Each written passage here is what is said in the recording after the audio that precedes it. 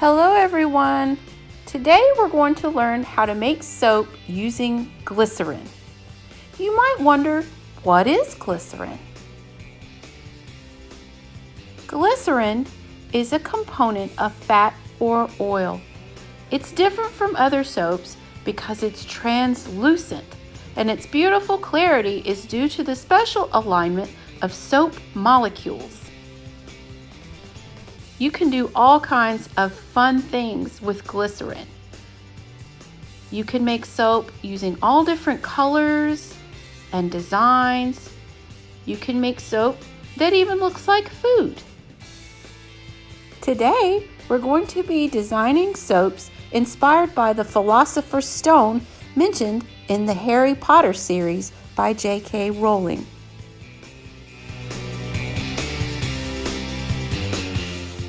The first thing we're going to need to do is to gather all of our supplies together.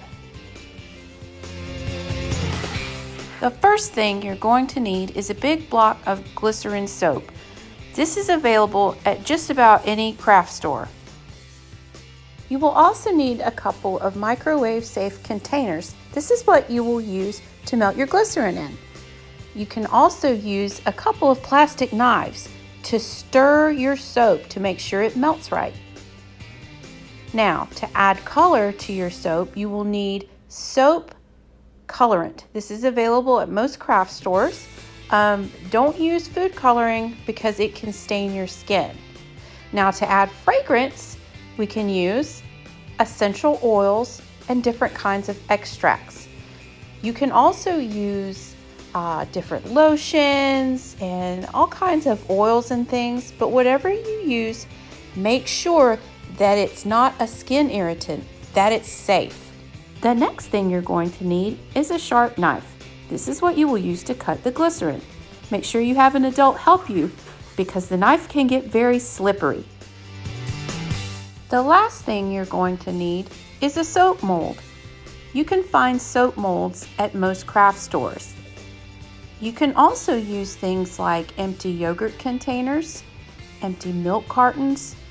Be creative. Anything that can hold the soap and later release it, you can use.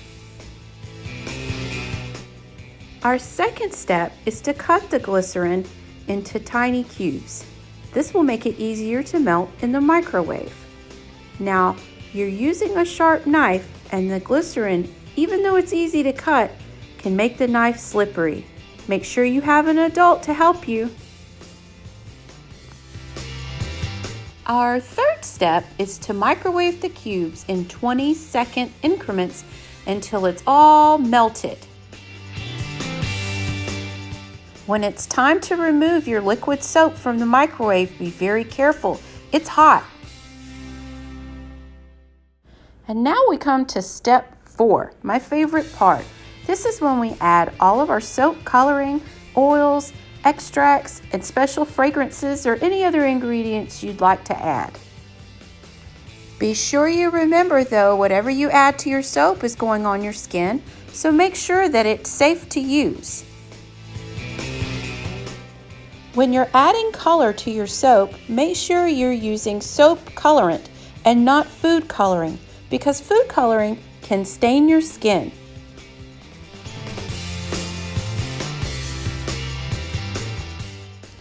Add 1 drop at a time and stir consistently until you get the color that you want. Next, we're going to carefully pour our liquid soap into our mold. You can pour the soap directly into the mold, or you can first coat the mold with a little bit of cooking spray.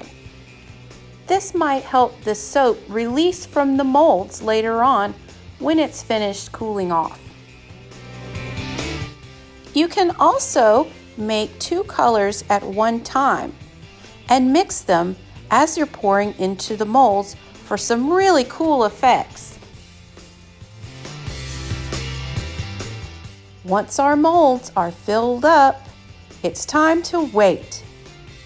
It usually takes about an hour for your molds to set, depending on the size of the soaps.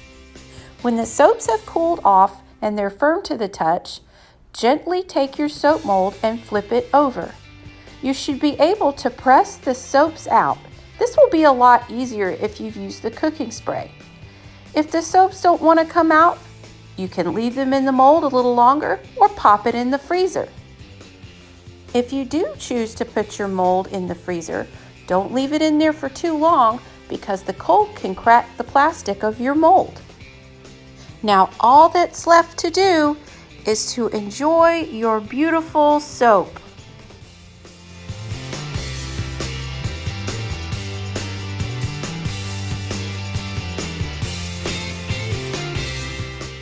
But wait, that's not all. Come on by the Centerville branch for your free Peppermint Philosopher's Stone soap. And also, if you happen to discover a Harry Potter trading card featuring Mr. Ollivander in your bag of soap, you are the lucky winner of a special Harry Potter themed prize.